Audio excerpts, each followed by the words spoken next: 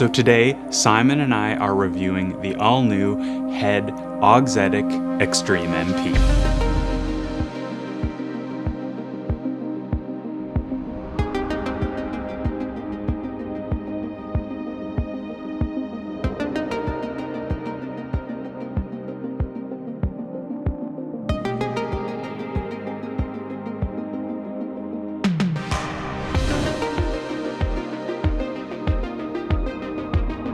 So with the 2022 release of the Auxetic Extreme MP, I have three big questions for this racket. 1. Are you still a piece of crap that no one likes? 2. How has HEAD implemented the Auxetic technology in this frame? Is it still going to be flexy and bendy and unpredictable the way we found it was in the Extreme Tour, the Speed Pro, and the Boom Pro? And 3. How does it stack up amongst its competitors in the 100 square inch 300 gram power racket market? So our copy of the Extreme MP was strung up with our favorite string, Grapplesnake Tour Sniper, at 52 pounds. Y'all know we got an affiliate link down below. So our copy of the Extreme MP came in a tiny bit under spec compared to what Tennis Warehouse is measuring. The strung static weight came in at 314, the swing weight 317, and the balance point at 32.8 centimeters. So thank you so much to Courtside Sports for getting us these rackets early. Without their support, we couldn't get these reviews out as quickly as we can. They've been awesome in supporting us, and they'll be awesome in supporting you if you have any questions on products. They have some of the most knowledgeable staff in Canada. I love chatting with those guys, and they want to chat with you too. TennCom 10 is my discount code down below. You can use that online, but also if you call in, they're happy to give you a hand. Initially, we did hit the racket stock without any customizations, just to get an idea of what an off-the-shelf frame could look like for you. And it was fine, but I felt like the plow through wasn't quite there. So once Tennis Warehouse released their average specs for this frame, we saw that the swing weight came in at 322. So I brought out my lead tape, slapped 2 grams of lead at 12 o'clock, which boosted the swing weight up to 323, which is well within the margin of error for swing weight machines. This really woke the frame up and gave it a ton more power. Now, speaking of power, let's get into our potential energy category. I really felt like the potential energy on this thing was tremendous. That thick beam topping out at 26 millimeters gives you tons of power and forgiveness throughout the string bed of the racket. That means that even with that slightly lower swing weight when compared to my heavily customized Extreme Tour, I could really easily penetrate the court with power, spin, and depth. One caveat though is I had to change my swing path a little bit to make it more of a linear straight through the ball swing. The reasons for that have to do with the beam thickness and the way the weight is distributed in this frame. You kind of get like a clubby sensation with how thick the beam is, but also there's quite a bit of weight, it feels like, at 3 and 9 and at 12 o'clock. There's a lot of weight moving around, which means once you do line that thing up with the ball, you're really getting a great penetrating shot. Spin came super easily, and the great thing was confidence remained high. Because of that new slightly tighter string pattern, I could really, without any doubt, just take full cuts at the ball, which was contributing even more positively to that big potential energy. I felt myself getting great depth and power out of this racket, and I think in part that's down to the extra thick beam on this racket. Something that typically I don't find I really care for. But with this new Auxetic technology, it really helps tie the racket together to feel more cohesive and consistent in the ball pocketing effect, and it returns a huge amount of power because of it. But it doesn't make you feel like you have to swing out of your boots to get the most out of this racket. It is a smooth sailor, and it wants to be connected to your body. When we first got the racket, it was a little bit under spec, so we added a couple grams of lead tape to the tip, and it really lent itself to an awareness of where exactly the tip of the racket was, and I almost used it like a bludgeoning tool, whacking balls down Beckett's throat. I can't stress enough how easy depth and power came for me with this racket. It felt like a 10% increase right as soon as I grabbed the racket. And especially on my forehand side, the side which I typically struggle at, I found that I could easily keep the ball in play with a ton of pace and spin. It was a really rewarding racket. And on the backhand side, as usual, it just sort of lent itself to a heavy topspin ball. And I was using both wings to actually bully Beckett around the court. Until, of course, he hit a short ball and I drove it into the fence. So into our scores for potential energy, the Auxetic Extreme MP comes in at 124.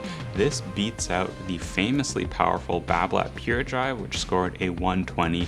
Main reason for that just being the swing weight, to be honest. The Pure Drive ties the Ultra 100 V3 at 120, and both are a tiny bit more powerful than the relatively reserved Yonex EZONE 100 at 118. And now into string bed performance. So the string bed performance with the Extreme MP frankly blew me away. I heard that they were going to a slightly tighter string pattern for this version, so I compared it to my old 2010 Babolat Aero Pro drive, and the string patterns are pretty similar. Even though they are 16x19s, they are pretty dense in the center of the frame. I'm guessing this is pretty similar to the previous Graphene 360 Plus Extreme Pro, but unfortunately we never actually saw that racket in Canada. That said, the launch angle was extremely predictable throughout the string bed. In the center, it's definitely a little bit lower and a little bit wider towards the perimeter of the frame, where often you need that more forgiveness anyway.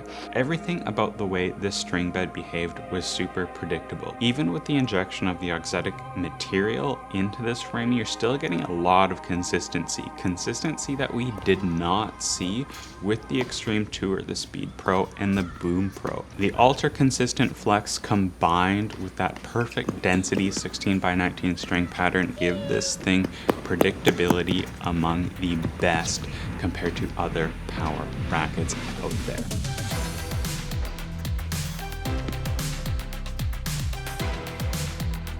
Coming from the Gravity Pro with that 18x20 string pattern, consistency is something super important to me. And with the new Extreme MP and its tighter string pattern, I found myself immediately connect with this racket.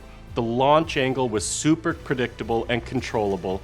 And again, thanks to that thicker beam with the new Auxetic technology, it didn't suffer any of the catastrophic kind of bendy wonkiness that we suffered in the Speed Pro and also to some degree in the Extreme Tour. And because it was so consistent and because it was so predictable, it just lent itself again to being able to add more and more pace onto my shots because I trusted the racket to do exactly what I thought it was going to do. The spin generation on this racket is also tremendous.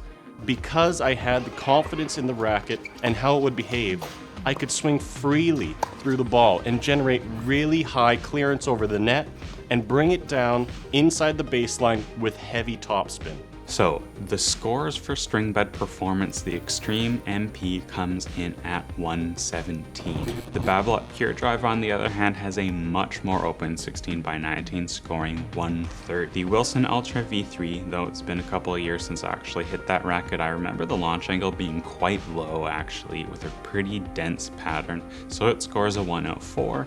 And the EZONE 100 we just tested, scoring a 111. Felt the launch angle was a bit lower with that racket compared to the Extreme MP. And now on to weight distribution. So as I mentioned in the potential energy section, this racket can feel a little bit clubby with all that head weight in the frame. Some players might like that, but for me, that was one of the weaker aspects of this racket. What I like so much about my Extreme Tour is even when I slap a ton of lead up in the tip, it still retains a ton of amazing maneuverability. I would have liked to see a little bit of the ethos of the Extreme Tour bleed a little bit more into the Extreme MP in that case, just to keep my racket head speed up and let me flick balls around a little bit more easily, because I love to flick balls. That said, stability was absolutely excellent. Even for a lighter racket, this thing could seriously block back some of the heaviest incoming balls, so you could really just hold the racket out and trust it to redirect all that incoming pace. When Beckett was shoving hard balls down my throat, I found this racket could keep that consistent boardy feel and return his balls back with as much pace or more than he was giving to me. Something he's not used to and something I really enjoyed about this racket. So into our scores for weight distribution, the Extreme MP comes in at 119. It definitely feels slower through the air compared to the lower swing weight Babolat Pure Drive. I thought the Wilson Ultra 100 V3 was a little bit faster too at 115, and then that Yonex EZONE 100 really felt quick through the air considering that big twist weight, scoring a 116 compared to the 119. So now let's talk about the feel and comfort of this frame. So this was really important to me. I felt like the 360 Plus version of the Extreme MP really had a tinny, hollow, pretty crappy feel, to be honest. It just wasn't that comfortable, as we saw with many of the 360 Plus rackets. And it put a lot of vibrations through the racket, through the string bed and into your arm. Some people call that feedback, referencing me calling that feedback with my own racket that I like. But in this case, I'm calling it uncomfortable. And the pitch of the contact, just like the sound the ball makes off the string bed, was also quite high with that racket. It's not something I like. I don't like that pingy badminton racket sound. I want something a little bit more solid, a little bit more deep, and a little bit more like fuddy to really give myself that confidence like I've hit like a big nuclear bomb of a forehand. So now we've got that much improved feel with the Auxetic update. It feels so much more solid, but we're really not giving up any consistency that we did give up with some of the other Auxetic rackets we've tried. I think feel-wise, this thing is on target as one of the best feeling 100 square inch rackets.